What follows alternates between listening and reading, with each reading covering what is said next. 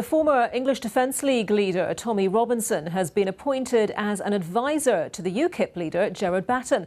The party said Mr Robinson, whose real name is Stephen Yaxley Lennon, will advise on rape gangs and on prison reform. Mr Robinson is banned from joining UKIP under rules which bar former English Defence League and British National Party members.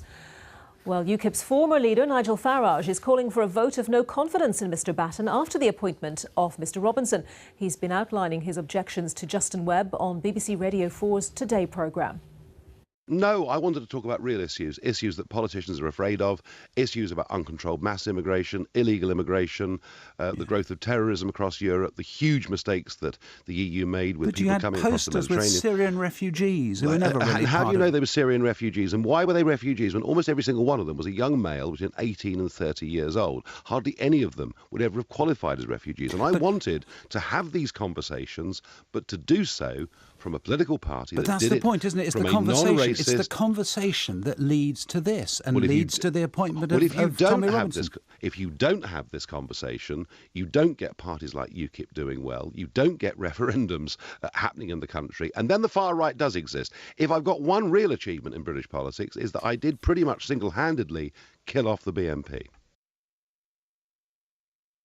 Nigel Farage. Well, let's go over now to our correspondent Jonathan Blake, who's with Gerard Batten in Westminster. Jonathan. Yes, thank you, Anita. I'm pleased to say Gerard Batten joins us here in Westminster. And let me ask you then to respond to what Nigel Farage has said, and that is that you're taking the party in what he calls a shameful direction and that they should get rid of you. Well, I'm surprised that Nigel's got such an interest in what UKIP's doing, seeing as he walked away 2 years ago and hasn't displayed any interest in it whatsoever since. And he recently said that he was going to give 100% of his effort to Leave Means Leave, which means 0% to UKIP. So I've had the job of saving the party from disappearing into oblivion, which I've done. I've done a good job of that. We've now got membership rising, we've got money rising, we're comfortably in the black, we've got donors giving us money, and we're up in the polls, we're up to 8%. So I actually think I'm making the right decisions in what I'm doing. He says you should be focusing on the broad issue of immigration. I've been focusing on Brexit, which is why we're going to organise this great big Brexit betrayal, Brexit means exit march on the 9th of May. We are going to try and get tens and tens of thousands of people out to that. And my objective there is to encourage those people to come and join UKIP, because the only thing that makes any difference in this whole debate is how many votes can you take away from the Tories and Labour at the next general election. That's the only thing they care about. And that's my goal, that's what I'm doing, and I'm not doing bad at the moment. Why then, in the meantime, are you appointing Tommy Robinson as an unpaid advisor? Well, he's merely a personal advisor on two particular issues. I want him to advise me on the rape gang phenomena, which he knows a great deal about, and conditions in prisons and prison reform, which he also unfortunately has first-hand knowledge of. So I have two important areas. I have advisors on all kinds of subjects and policy spokesmen. He doesn't need to be a member of the party to do that, but he's going to help me in that so that we can develop policy going forward. People would say that he's Islamophobic. He's blamed the religion of Islam and the Muslim community as a whole and held them accountable for terrorist attacks in the UK. Do you agree with him on that? And by associating with him and calling on his advice, are you not Islamophobic in the same way? Islamophobic is a made-up word that doesn't mean anything. It's an irrational fear. I don't have an irrational fear of Islam, neither does Tommy Robinson. It's a prejudice against a religion. Not a prejudice. We have never said anything about Muslims. We do not talk about Muslims. Tommy Robinson doesn't. We talk about Islamic ideology and critique that ideology, because everybody out there who's watching this show who wants to know knows that the reasons we have these terrorist attacks all around the world is because they derive those ideas from Islamic ideology, and we have to understand that and confront that. There are plenty of other people you could ask for advice on the phenomenon of child sexual abuse in the UK and rape gangs and life in prison. Why are you asking Tommy Robinson about that? He put his life on the line and done this. He's high profile. He can bring a lot of people to that march on the 9th, which he's going to do. He's going to assist us in that. So everybody knows what he stands for on that. He's actually somebody who's been persecuted by the state because of his views. I was in court when that case was referred up to the Attorney General because the judge knew there was no case whatsoever.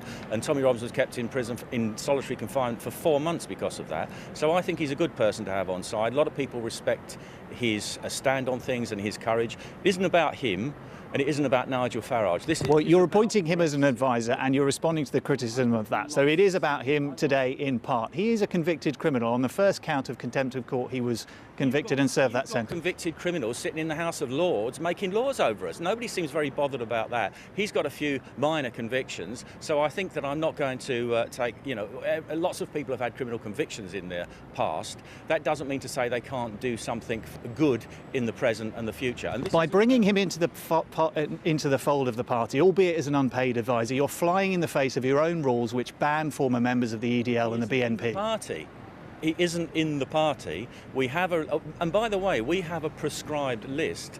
There are ex-members of the BNP sitting as Labour and Conservative councillors. We don't do that. We have a prescribed list, and what I've asked the party to do is to consider waiving that list, which we can do under our constitution, in one particular case, his. And I, in a spirit of democracy, said that should be put to the members and the members should be allowed to vote on that. So I'm proceeding in this in a very democratic way, and it will be the members that decide that, not me. Should the focus now not be on Brexit, though, as the NEC of your party seem to maintain? And just finally, can I put it to you, if there was a vote of no confidence in you, and Nigel Farage has suggested there would be, do you think you'd win it? Round the table at the NEC meeting last Sunday, every one of those NEC members acknowledged that I had saved the party and put it back on the strong footing that it is now. Some of them may disagree with me on this particular issue, but they know that it's down to me that this party has survived, not Nigel Farage or anybody else, and they will want me to continue. I'm absolutely certain of that. Gerard Batten, thank you very much for joining us on BBC News. Back to you. Jonathan, thank you very much. Jonathan Blake there.